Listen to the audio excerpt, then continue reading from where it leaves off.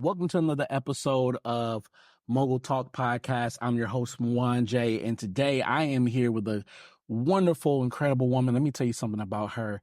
Her name is Desi, first off. And I know Desi because she is also one of our podcasts on the network of Audio Moguls Media, Beyond Fearless Podcast. And also, too, I got an opportunity to be a part of the Beyond Fearless Table Talk. But I'm just going to go ahead and run down who she is so you guys can get an idea of her. So Desi is the owner of Beyond Fearless LLC, a powerful youth development and woman empowerment company that focuses on the transitional healing journey from girl to woman.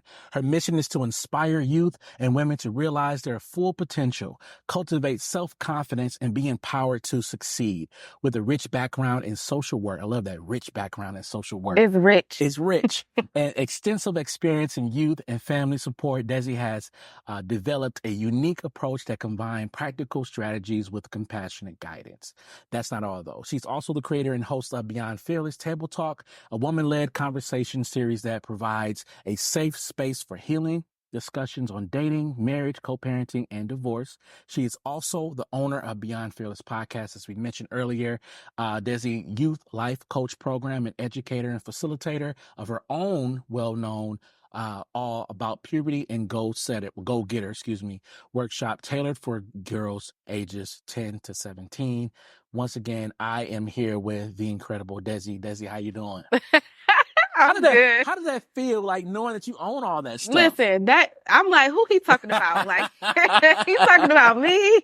Absolutely not. I'm talking about you. That's crazy. This is what you do. This is what you do. So first off, I do want to talk about this. So I know that, and people don't know, but I know that you moved from Milwaukee. You're native to Milwaukee, and you moved to Dallas. So my first question is, how was that transition? How was that move? How was that move like? So the move itself was mentally draining. I think for me, it was a very spiritual move because I didn't plan it. It was almost like God said, it's time to go. There I went.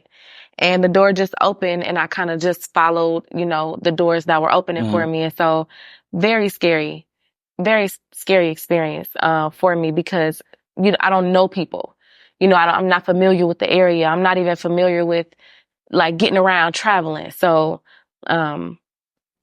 but I'm finding my way. I think I'm getting to know people. I actually really miss it. I've been in Milwaukee for like a week and I'm ready to go. You ready to go back? I'm ready to go home. You ready to go back? Yeah. So you miss it. But you miss Dallas as opposed to missing Milwaukee. When I got to Dallas, so I've been down there for like 7 months. Okay. Right. So it hasn't even been a full year. And that time down there, I wasn't with my kids the whole time. It's just a lot of like life stuff. So I started to miss home. Yeah. So that's why I came back.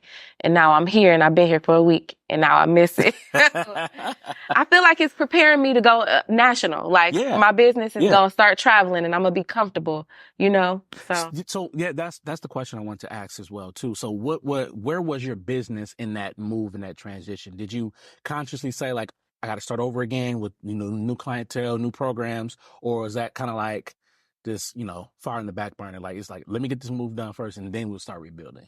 No. So my business is a lot of my passion. There's nothing that I do that I'm not like, I would do it for free, and so it was really easy to keep my mindset on doing it because I love it. I love everything about it. Now you have the bare minimum bones, like the LLC, the registration for the state, like those things that have to be like worked out because it's a different state or whatever. Okay. But as far as programming goes, I'm telling everybody, hey, this is my business. I've been doing it for a set amount of years in Milwaukee. Here's, this proof or whatever. And so it just kind of, it's gonna pick up that way. Gotcha. So let's go. I love that. So let's take it back because that all that information as far as you're talking about when you say license and registration and things like that, you're talking about also your social working as well too, right? Nope. No. Oh no. Because I'm not even a licensed social worker. I just have my bachelor's degree. Gotcha. Okay. Yeah. So let's take a look at social working. What gap did you see in that field of social working that made you say, I need to start Beyond Fearless? That's a good question. Like, what was that thing that was missing? Yeah. So, a lot of my business, like I said, is my passion. The reason why I even started it is because of I saw what I needed as a child. And so moving into the social work field, I noticed that there are the Boys and Girls Clubs, the YMCAs, the COAs, all of the larger youth organizations. And it's so massive that we're not really focusing on specific needs of kids. We're just kind of blanket covering all their needs, like sports and youth, academics. But what about like literature, reading? Like kids can't read, kids can't write. So we need to teach a cursive class. Like that's very specific. You know what I mean? And so I feel grateful, honestly, that I get to pick and choose, where the gaps are and what's important to me, because a gap for me might not be a gap for you. Yeah. It's just really what kind of pulls at your heartstring and makes you feel like that this is where we need to focus. Gotcha. So in your business is focused around girls. Why girls? Why girls? Why women? Like, why was that your focus as well? So obviously, I'm a girl. Right. Okay, that was gonna be my first answer. Like, it's because I'm a girl. Right. But what did you see that once again your business could fulfill when it came to girls and women? Yeah. So I guess it goes back to my personal journey. I grew up in the hood. I grew up in poverty, on food stamps, like all of the things, right? And so I also moved up and I saw life as somebody that was wealthy when I, went and lived with my aunt when I was younger. Gotcha. And I got to see the flip side of poverty. And so I felt like it's a lot of young girls who are out here following Cardi B, following Sexy Red, and easily, like it's not even hard. It's just, all you do is turn your TV on or, get on your phone and they're influenced, like to the point where they not wearing clothes, they having sex, they having, like it's over the top at this point. And it makes me sad because you don't have to do that. Like what's next? You know what I mean? Don't you know that what you're doing right now is going to affect your high school, which is going to affect you going to college, which is going to affect you being able to, you know what I'm saying? It just affects you. And when you're that young, you're not thinking about it. Gotcha. And so I want them to see me as somebody who was struggling, somebody who was into, Cardi B at some point, but I'm still bad and bougie and I own the business. You know what I mean? Like you don't have to compromise your goals. You don't have to compromise who God said that you are in order to be cool, in order to like look, sexy or cute or whatever. You can still do it and be educated, educated. So take me back when you first started. What was that like? So what was that planning like to say, okay, we're going to start, Beyond Fearless LLC? Did you start with girls first or did you start with women first? Or was it kind of like I know this is going to be a twofold thing? I started with girls first. Okay. Actually, I started with youth. It was very general. Okay, gotcha. Okay. It was youth and families. Gotcha. And so that came from my social work background, like, working with mothers, parenting, coordination, doing things where I'm helping the general public. Gotcha. And then as time went by, I realized that it was just too much, especially just for me. Now, I don't think I told you this, but I started a nonprofit when I first started my business. Oh, okay. It wasn't originally an LLC. Oh, okay. It was called Fearless Indeed. And the goal of it was to support youth as they transition out of foster care. And that's a lot. Yeah. It's a lot. You have to ask permission from everybody. You have to go up around the right channels. You have to be able to reach them. And it was just a lot for me to manage doing the work and having a board, managing committees, managing meetings, the different trainings that I had to do. It was a lot. Funding, getting grants and stuff. It was just too much. And so, I had to like kind of let that dissolve. But I was like, if I'm going to do something, let me make my own profit. Let me decide, let me be the executive director and the CEO and it sounds great, but wearing all those hats ain't always that great. Yeah. And I'm so glad you said that because a lot of times people look at nonprofits and they think that, it's easy. It's like, oh, yeah, you're a nonprofit. So the government is automatically going to give you money or people are going to be willing to, give you money. But like you said, you have to have a board. You have to have all these rules and bylaws and you have to get signed up with your 501c3 and it's even more stuff to that. Yeah. So that caused the pivot to go to LLC. LLC. That's smart. Beyond Fearless. That's smart. That's smart. So that first program that you did, you said it was youth. Like, how did it go? Like, how did you get the kids? Like, what was your strategy to get these kids to come in here, that youth to come in here? So I didn't really go through the kids. Okay. I did a tutoring program. What else did I do when I first started? Did I do a workshop? Oh my goodness. That was a while ago. Let's talk about the tutoring. Okay. Let's talk about tutoring. Cause that's easy. It was a while ago, but it's easy for me to remember. I targeted the parents. Okay. And that was really a challenge for me, thinking about, if I'm giving all of these youth services, how do I make the youth want it? Yeah. Who's really my target audience? Yep. Is it the parent or is it the child? Yeah.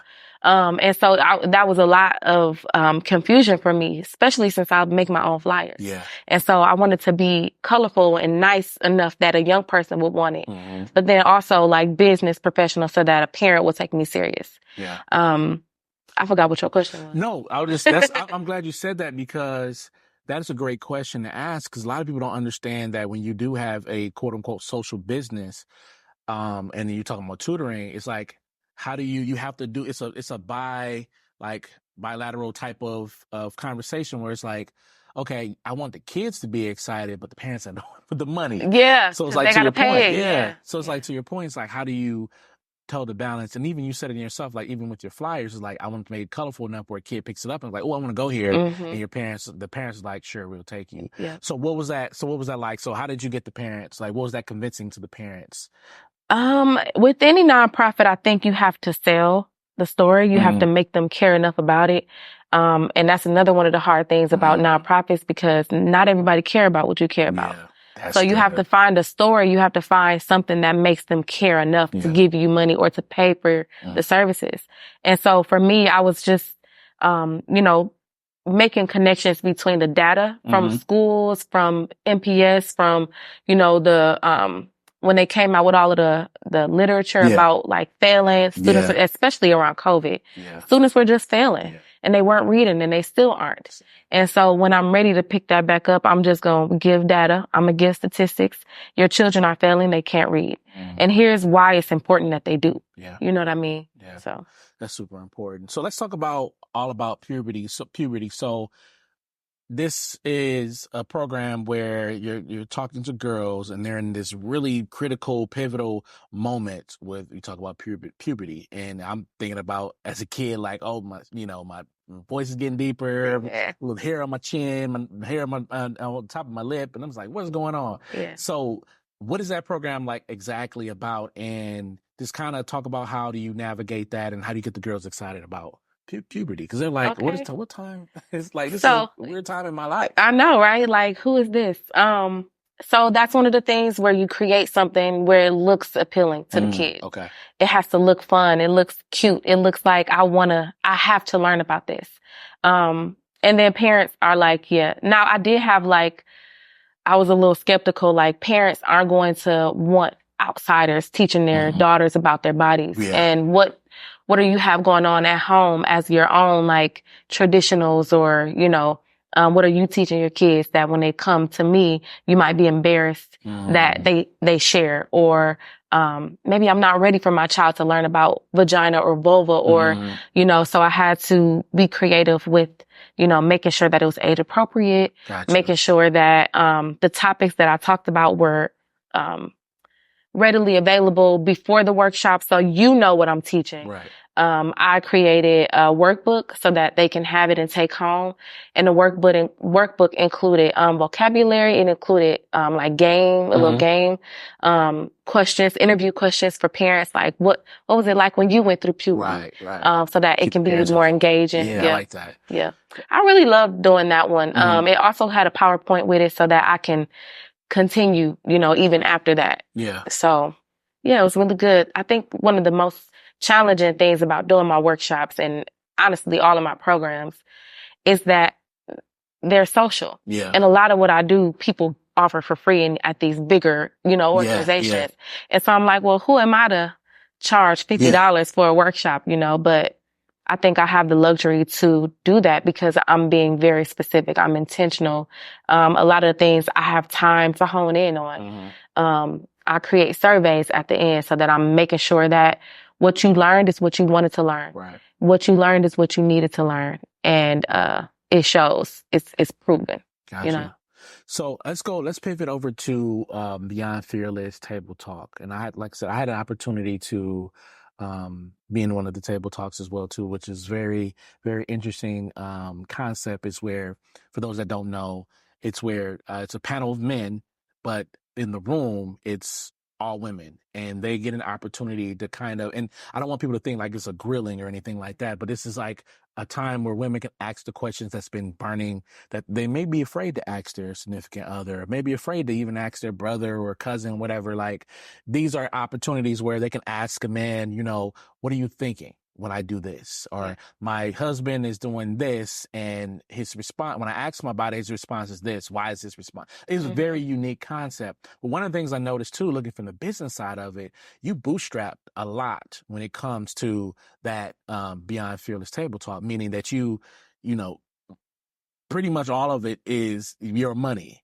So like, talk about that grind and that hustle of getting these table talks together, and just think about, and just go through a table talk, just experience, like from inception to like when you started to now, and then it's actually going on. So like, what are you doing at the table when you're thinking of how this process works? Oh, it's actually quite a lot of detail. Yeah. I'm a Virgo. I don't know if that means anything to anybody, but I'm very particular, very perfect. Like, everything you want, everything. It needs to be right, you know, very high standard. So the mistake that I made, and I think I've done my table talk 3 times, 3 times now. And the mistakes that I'm learning from, plan it out before you put it out. Because I would put it out with the mindset that people would help me pay for it. Like, I would say, hey, this is what I want to do. Gotcha. Get the funding, get people to support me, and then kind of plan as I go. Gotcha. But it wasn't as easy as that. People want to see that it's already something. People want to know that it's like, you haven't, where is it going to be at? Yeah. You know, who all coming? You know, what we eating? You know, they want to know those type of things before they start paying. And so the first 2 times, maybe even a 3rd time too, I put it out there and I didn't have all of everything. Gotcha. So when I got my caterer, I was, you know, paying him as I go. Gotcha. I was, you know, in the background crying because I didn't have enough money for a photographer. Like, I don't know. It's a fun grind because it turned out wonderful. Yeah, absolutely. You know, but also I feel like I could learn from somebody who does investing or, you know, fund building or, even marketing, some of the things that I really wasn't that great at. I love that. I love that you said you started off with the mistakes. I think a lot of times people always think that the event process, event planning is perfect. I'll be the first to tell you, I do not like planning for events. Every year we do the Share the Vibes Fest, which is another one of our podcasts, Share the Vibes with Devin Jenkins. And he has a team, and the stress that I can see him having of planning out this thing. Yeah. And even with our team, it's still a lot. You know, we got the venue. So that's why I want to ask. You got a team? See, that's a team. See, he has a team. Like, he has a team, which, you know, covers different aspects of like the artists. I do the live podcast piece and all these different type of things. And so for you, one of the components of the Beyond Fearless Table Talk, it's actually having the men. Talk about, what are you looking for when it comes to putting the men on the panel? So that's actually my favorite part. Okay. Getting down to like what we're going to do that day is my favorite. I usually have itinerary cards where I write down all the questions. I write down what I want to say. Kind of like when you podcast. I don't know, because you kind of professional. Like you've been doing this for too long. You don't even need cue cards. But like for me, if I were to have we're up and running with my podcast show, I would have cards where I could have like cue questions in case the conversation got dry or, you know, how do I want to kind of veer this conversation? So for the men on the panel, I'm sorry, I got off a little bit. For the men on the panel, I introduced them to me, the purpose of the event. I let them know what to expect. That is not like, it's a safe space. You don't have to feel like you'll be interrogated or anything. I kind of chose men who I feel like were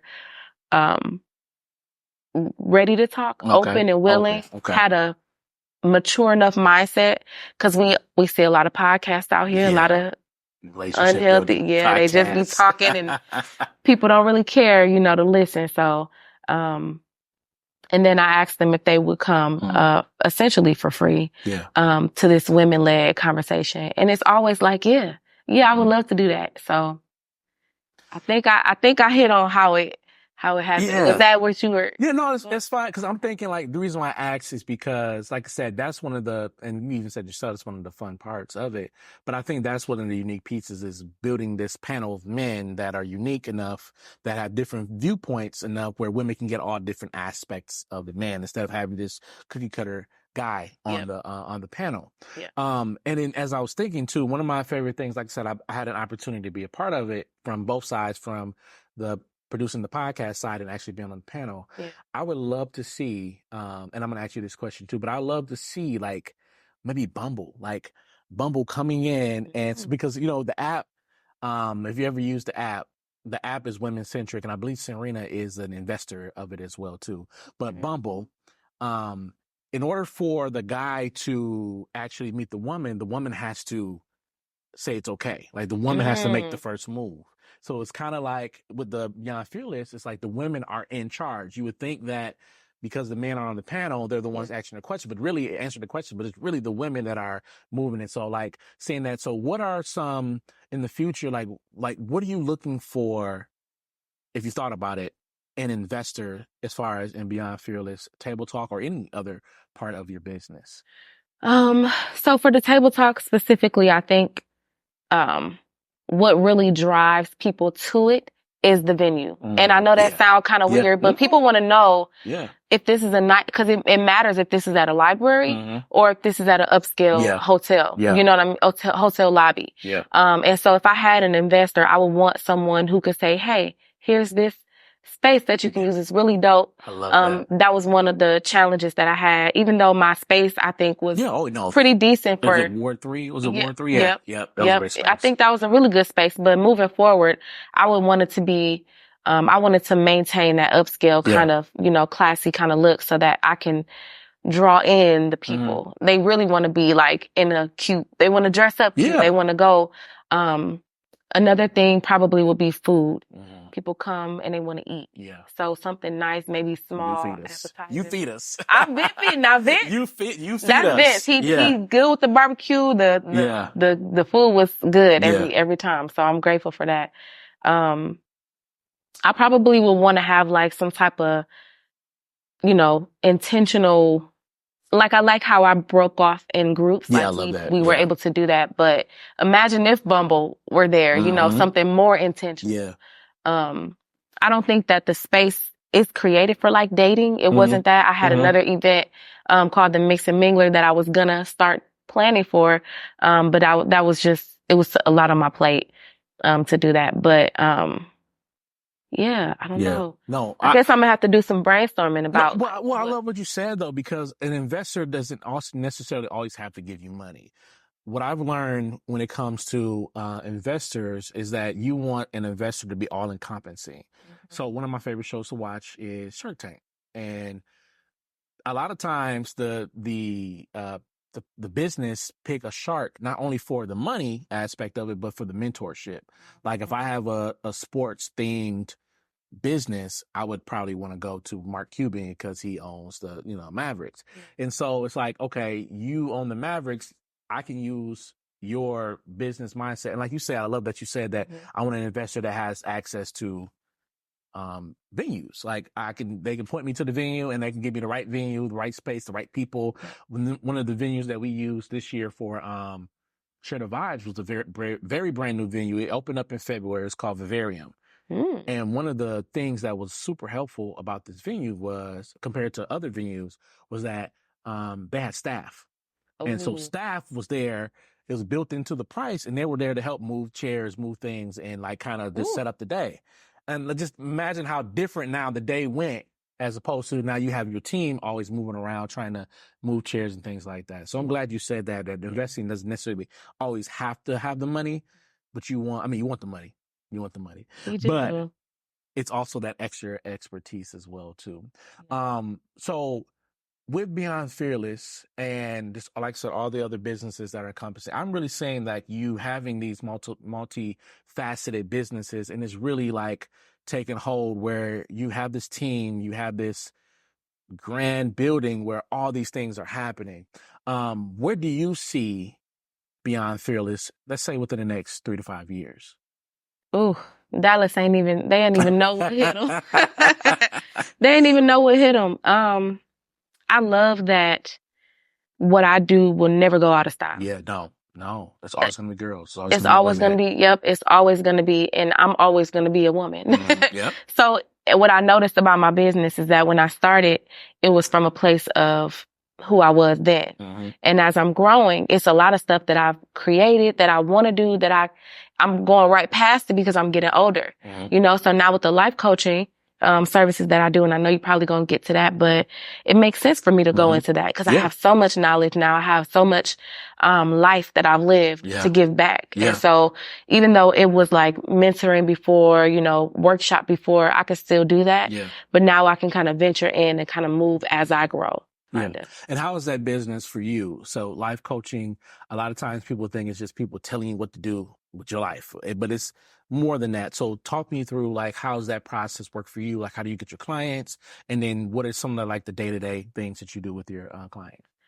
So I just started this life coaching this year. And I have one client who I acquired through another program that I started. It was a life coaching training program. Okay.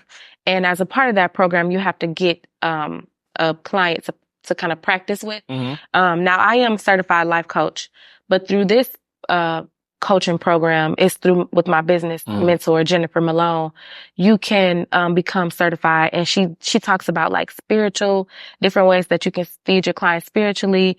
And it was just more like in depth. And I really wanted that certification. So I'm still working with my client, and I learned like what life coaching is not me telling you. I'm your coach, but you're the expert. So we go at your pace. As my client, we're only doing what you are comfortable doing.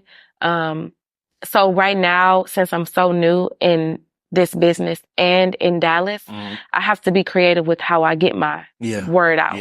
I have been posting, but like I said, I'm not a marketing person. So it's just kind of going to be word of mouth until I get my boots to the ground in Dallas. Yeah, I'm definitely hoping that after this conversation, people will come in and say, I want to invest, but also I want to be a part of our team because I can see the different verticals that you have. And it's super interesting. So, but how has it been in Dallas and being so new? How has that hurt or helped your business? Obviously, it's because you're new, you don't know a lot of people, but talk about, is there any advantages of being in Dallas as a new person? Yeah, nobody knows me. They don't know that I had an event. Nobody showed up, you know, like they just think I'm popping off top, you know. Yeah, but it's not too many disadvantages of being in Dallas. I understood that when I went there, I would be starting over. In fact, I think that I still might need to get, I was telling you about, you know, registering with the state. I'm registered with Wisconsin, but I think I have to like do it again in Texas. And so I'm just like kind of dreading that process. I really need a team. I really do. What do you look for in a team? What do you want in a team? If we're in this right now, we're on this video, and I'm like, come on. Like, what are you looking for in a team? Administrative. Okay. Someone who can take what I'm saying, put it on paper, and then help me to see it the way that I'm thinking it. Now, I do that myself, but if I don't have to, that would be great. I'm very good creatively, but if I could find somebody who could like, who know how to do Canva, who could, you know, whip me up something quick, so that I can work in the background, you know what I mean? That would be great. Social media marketing. Gotcha. Somebody who can do that. A mentor, probably. Somebody who can like feed in me and tell me, kind of like a board. Like a board gonna tell you when you're doing too much. As the creative, the executive director, I want to do it all, right? But I can't. Gotcha. I need somebody who can reel me back on in. somebody who's known, especially around Dallas, where you know enough people to say, oh, this is what you want to do that. Okay, let me talk to, such and such. Yeah. Somebody here, I don't know if you've met him, Renell. Are you familiar with Yes. Renell? Renell's like that. We call him, everybody called him the mayor, unofficial mayor of Milwaukee. And I was just telling someone maybe last week, like, he has that innate ability of putting pieces together, and you're like, oh, this person, you should meet this person, and next thing you know, like, everybody's having a conversation. What I'm thinking for you, what I really love about, well, I'll give you this. So for your social media piece, go to the Dallas campuses, college campuses, or even you can college campuses. Most of them will be looking for. So check them out and see if students are looking to do some type of capstone program or some type of thing where they have to get some type of volunteer hours. Okay. And that's your social media person, an intern that's eager to kind of want to, take on your thing. And they probably do it free or, very minimum pay, right? Or they probably would have to do it for credit anyway. Right. So they would probably do it for free. And then as far as like just mentorship, look into Dallas's the business programs, like their social business programs, the small business association there. I've got the exact thing, but look up Small Business Association in Dallas. And also their African American Chamber of Commerce. Yeah, they be having events. I'm gonna have to get myself into that. They do have. Get in there, and then because I know you get in there, you ask for what you want. So once you get in there, and I'm saying this to you, but I'm also saying this to people that are listening as well too. If you have a business, just know who your local organizations are, because a lot of times they get funding for helping small businesses. Yeah. So, and going to Dallas now, it's a whole new thing. I'm not sure exactly how their process works, but I would say definitely get on those campuses. And that's something that I had to learn. Yeah. And get on those campuses and say, hey, I'm here, I have this business. And there are like classes where they're like, we'll take your own business and we'll come up with a whole idea for you. And they'll do it. And they'll do it because they have to do it for their class. But you'll be surprised at some of the ideas that these students have, and they're like, what? So, and that could be the start of your team. You never know. Maybe after they graduate, they're like, I love what you're doing so much. I want to be a part of it. Okay. Someone that I know, actually, she was just episode 2, Naisha Stone. She has one of her mentees, who she wants to be a reporter, and like, she's learning everything. And she even said in the episode, like, hey, maybe my exit strategy is passing that business on to her because I trained her. Yeah. So that'll be my question to you is, do you have an exit strategy for Beyond Fearless? Meaning, when it's all said and done, do you want to pass this building down to this business down to your kids? Do you want someone to come in, like a Bumble or somebody coming in to maybe need a social arm, come in and buy it, and maybe have you run it or be a consultant? Like, have you thought about an exit strategy for your business? I haven't. To be honest, I'm still trying to figure out how to exit 9 to 5. I love that. That's my exit. But to be honest, I would want like my children or any young person that I mentor under me to come in under me and learn not necessarily what I'm doing. Yeah.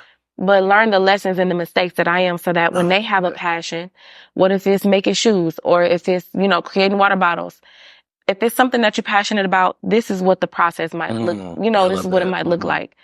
It might not be puberty, but you can do a workshop. Yeah. You can do a workshop. You can make some decent money doing a workshop, teaching people, helping people. Gotcha. So.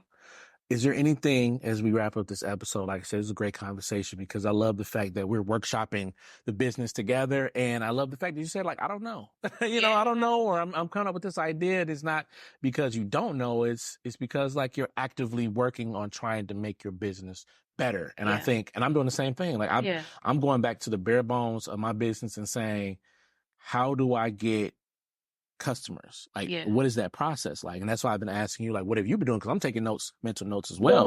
What customers? What do customers look like? Yeah, what do they look like for you? Yeah, you know what I'm saying? Are you asking me that? I asked you. Well, I noticed that for me, and like you, I have different verticals as well too. So like, I got the podcast, I got now video, and now drone. like this drone business. It's like, okay, that's a whole nother aspect now. Yeah, it's like a whole nother aspect now. People are like really excited about the drone business, and it's now, it's like you said, I have to get certified and registered to actually do, if I want to do certain things, like do construction, like do surveilling construction and things like that. You got to get like FAA certified, like an actual pilot. So you can't just drive the drone over the... No, you're not supposed to. No. And I don't do that, by the way. No, we not. We don't. No, but if I had a drone, I would just be... For recreational, you're fine. Like you can have fun, but like to actual sell and like do business and things like that, you have to be certified. So there's like a license thing that you have to do. And like I said, you're licensed by the FAA, which is the Federal Aviation Association, I believe. Wow. And like you're an actual pilot. So for unmanned flying object, which is a drone. But so like I said, so I got all these different verticals. Yeah. How do I get people to come in to Audio Moguls Media? How do they come to Audio Moguls Media? Yeah. Is it through the website? Is it through word of mouth, which is mostly a lot of my customers, is word of mouth? And then what is that next step? I think I associate this to Amazon. How do we go to Amazon? We went to Amazon because either A, we might have saw a Prime commercial, or we know a friend that used Amazon. We go on their website, we type in what we want, we click purchase, or we click, whatever quantity we want. Yeah. It goes into our cart, pay for it, you get an email confirmation, and then depending on if you have Prime or not, which everybody does, 2 days later you get the product. Right. That's their whole sales process. Yeah. And it's like, okay, that's great. So how does that work for Audio Moguls Media? How does that work for Beyond Fearless? How does that work for, all the businesses that you have? And so that's some of the things that, I'm going back for myself and workshopping. So that's why I created this podcast, to really sit back and say, because that's what a lot of these mentors are going to sit back and ask you. They're going to ask you really tough questions. Yeah. They're going to say, okay, some people are going to ask you, what's your story? Yeah. How does your story play into, and is your story concise enough? That's probably the hardest thing, actually. Yeah, because like you said earlier, I went through a program. The lady, wonderful teacher, one of my favorites, her name is Sumitra, and I went through the blueprint of Young Enterprise Society. Shout out to Q and Khalif, and she said that when you're in front of investors, a lot of the investors are not going to care about your story. So you need to make your story concise enough. And then some investors are not all going to be for you, right? Because some people are not going to care about girls. And, we're going, not to get political, but we're going into a political cycle. And that's one of the bigger things is women's bodies and women's choice and all these things like that. And wherever side you fit on that, some of those people may not be your investors. So it's really just understanding your story, understanding your brand, understanding your product, and really being able to communicate that to a investor. Like, do you have a pitch deck? Do you have these are things that I want through the podcast that businesses to really understand how you do that, because I worked like 3 days on a sponsorship deck where I want to send it to different businesses and say, hey, this is my company. These are my numbers. You should invest in sponsoring us or getting some type of ad with us or something like that. So it's out there. So, and I'll send you all this information too. Like, I'll send you all these templates as well. I got a question. I know we got to go, but so thinking about like a social numbers. So I have, I do surveys at the end of any event that I do. I always have surveys. How do you know which numbers to give to an investor? Like, what's important? I had 30 people attend my workshop, or I had, 10 girls tell me that they learned something that they didn't know about puberty. Like qualitative numbers, quantitative, like how do you know what the investor wants to? A lot of investors, they want to know numbers. It really is just numbers. How many people showed up? How many people spent money? How much money did you spend? How much money did they spend? And did you make a profit, right? The other things too, like, social media, stuff like that, they'll look at that stuff as well too now, but really it's all about, what did you spend? How much did you charge? How much money did you make? But also, is there anything that you did in your process that you can cut costs on? So like you're saying, so going back to earlier, like the venue thing, like, can you find a venue that's free, that was willing to let you use the space for free? Yeah. That's like you said, go back to investor. Maybe your investor not going to give you money, but they're like, hey, look, I love what you're doing. You can use the space for free. Yeah. Now, that's overhead you have to worry about. Now you could just focus on, the food and ticket sales and things like that. So really investors are looking in like your business, and is it scalable? That's one of the biggest things that I've learned in business as well too. How can this business grow? How can you expand this business to something new? Like, for instance, Facebook. Like, Facebook was a social media thing, but now it's scaled to Instagram. It's scaled to dating. Buy some stuff. Yeah, exactly. Yeah. Like, how are you scaling this business? And scaling looks like, all these other parts of the app that you can do, but also how are you getting more people to use your app than ever, right? Because the kids are like, Facebook is dying out, but the adults, we're using it all the time. We own it. Yeah, we're on it all the time. So, and until some point, you really can't do anything without Facebook to a certain degree. So you got to be on it somehow, some way. I have a question.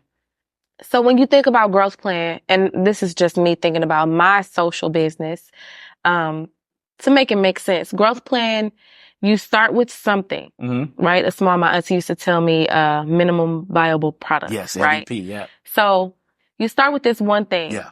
And then you add something, or you take away something and you make it more specific, or you grow it so that it's like a little new, you know? So with all of the programs that I have, how would I expand? How would I grow? Is a good question, I think. Yeah. Because I have, like, do I just add them all together? I think my process has been,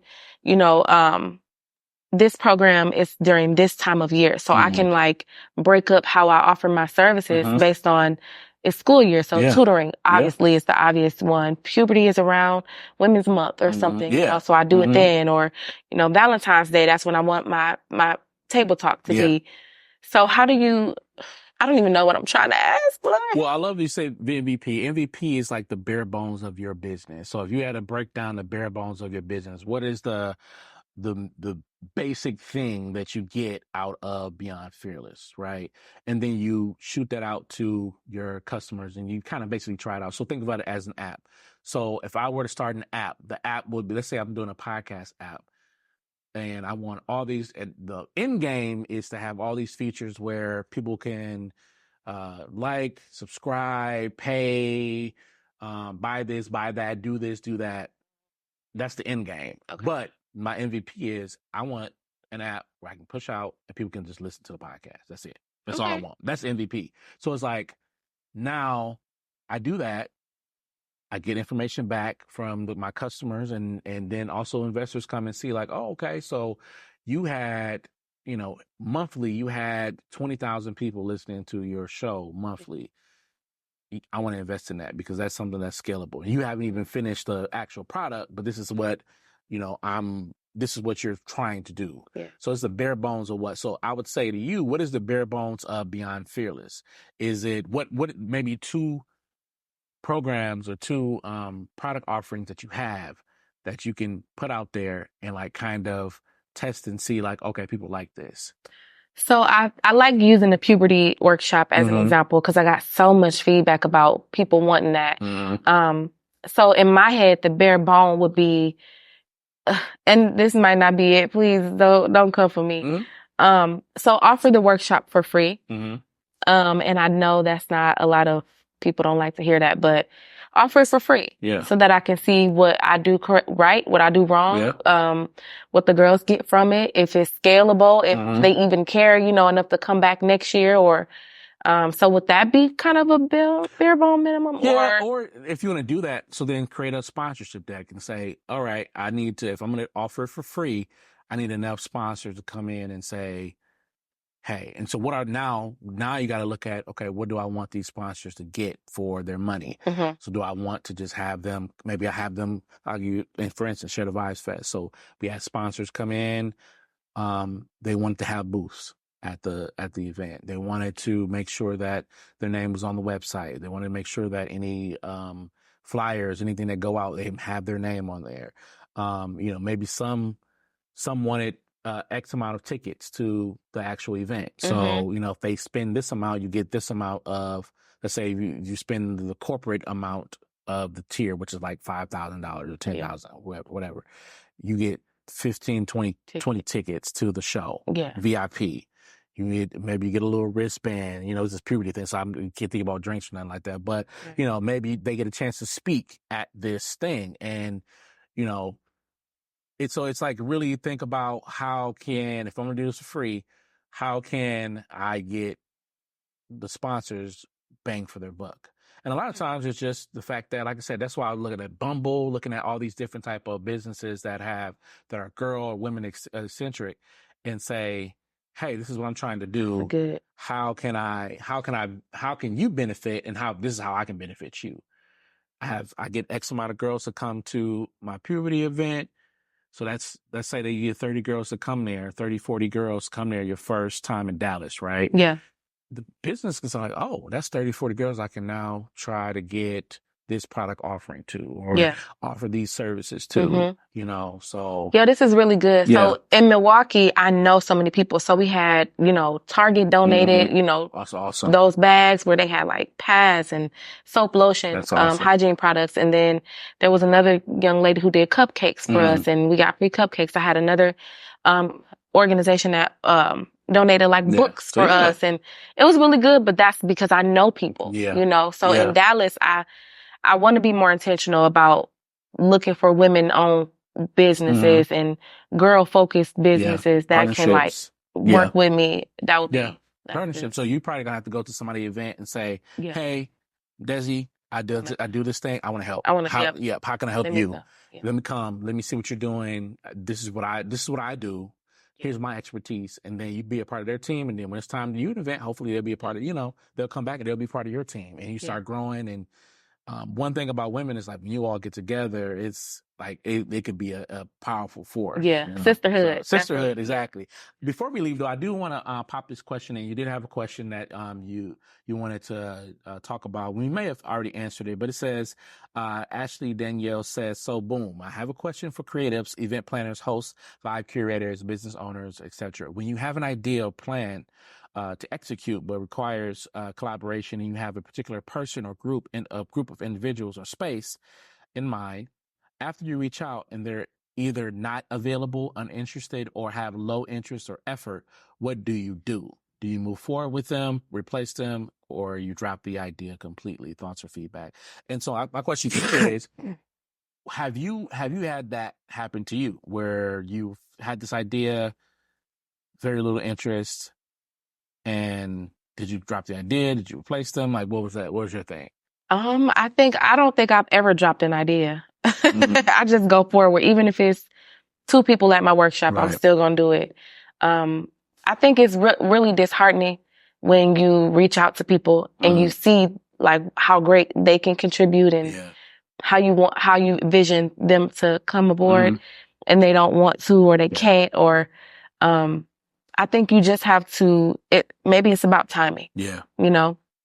Now might not be a good time for them. Keep looking for other people. I think that's when your creative mind start working. It's when you don't think you're going to do it. It's when you feel like you're about to fail that it really kicks into drive. Yeah. And so, keep going. Don't drop no ideas now. Yeah. Maybe not time. Yeah. But yeah, that's a word that's in business all the time is pivot. Like, how do you pivot? How do you go now and say, okay, this didn't work. How do I go to the next part? And like I said, I'm not the event guy. I've planned events before and people didn't show up. And I probably would say it's probably lack of marketing on my end, because I don't like to post things and people come, and I want people to come, but I don't want to get irritating with the posting. But it's it's marketing. Something I learned from that? I'm not a marketing, but people, like when I post something, I'll be like, why is nobody liking my stuff? Mm-hmm. But y'all like this certain other thing. Yeah. Some people don't see it. Yeah. Yeah. Some people, it take a couple of days. I post something on Facebook and people won't look at it until 3 days later. Yep.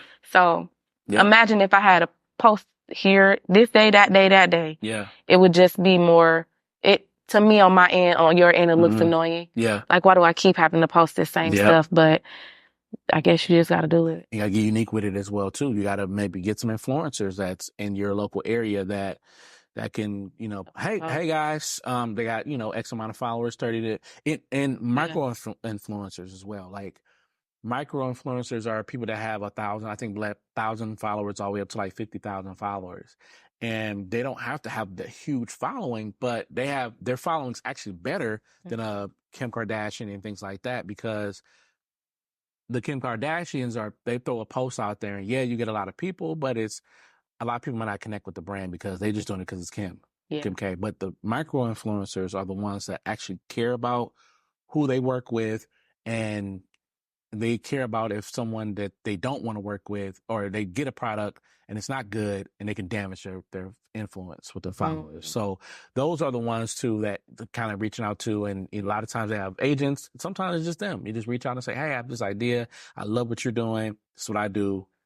Can we, partner? And like I said, a lot of times, because they are micro influencers, a lot of times they're the ones running their account. When they see it, they're like, oh, this makes sense. Yeah, let's do it. Yeah. I'm excited. I met somewhat a celebrity. She's not really a celebrity, but she's very, very influential and well known. So do you know Kitty Rose from the conversation? Yeah, the woman, right? Yep, the dark one, the therapist. Yeah. So she is from Dallas. Okay. Or she live in Dallas. She used to live in Dallas. And I met her at Walmart. Oh, wow. I was like, hey, girl. Oh, wow. I didn't want to come up to you because, I didn't want to be all in your business. But I haven't, I told her about the table talk or whatever. And she was like, yeah, inbox me. Okay. So now we cool. So. And did she respond? Oh, wow. Yep, yeah. So there you go. Do you know how many followers she has? Nope, I don't know off top, but it's a lot more than me, for sure.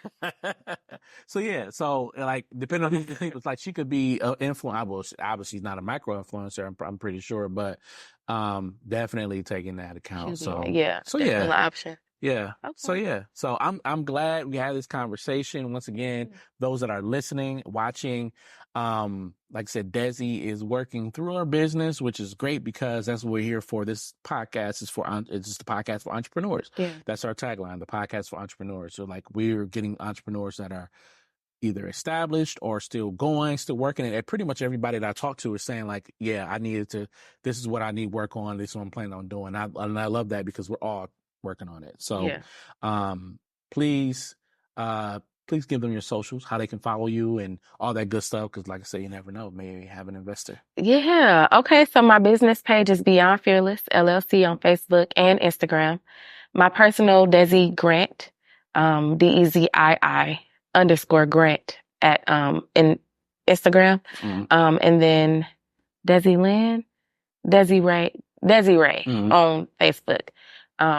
I told somebody else, I got to start writing this down. Like, I need my pitch to come together. I need to stop rambling. It's all good. It's everything. Like I said, you'll get it. You'll get it to the point where it's like, boom. Yeah. And then, make sure you follow the Beyond Fearless podcast. You definitely will be getting that going again. And just like I said, make sure that you follow Dezi to learn more about what she's doing, and make sure you get a part of the movement, because I think it's a great idea, and you need the funding, you need the dollars, you need the people. Definitely. And I think Dallas is a great place to do it, because they have, I don't know their school system, but that's another thing too. Just look into their school system and see how they, how they operate. So yeah. I'm excited. Kamala finna be our next president. Yeah. With Absolutely. me doing it, women programs. It might just be, I might have to reach out to her. Absolutely. She might have to come on and sponsor me. Absolutely. Well, thank you so much, Dezi, for coming in and just talking about your business, talking it through it with us. And we appreciate you all for listening. So thank you. And it's been another episode of Mogul Talk Podcast. All right. Peace.